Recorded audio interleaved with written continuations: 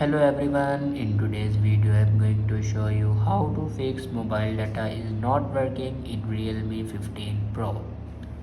So let's start the video. First of all, open settings. In settings, here you can turn on or off your airplane mode. After turn on or off your airplane mode, then scroll down and check your network connection works properly or not. After stable your network connection, then scroll down and click on system and update, and then click on backup and reset, and click on reset phone. Now click on reset network settings and then click on reset.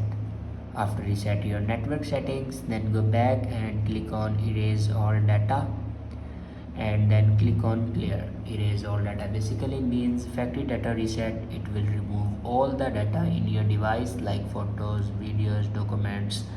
Everything will be removed in your device. After do factory data reset, your problem will be fixed. I hope this video is helpful for you. Thanks for watching.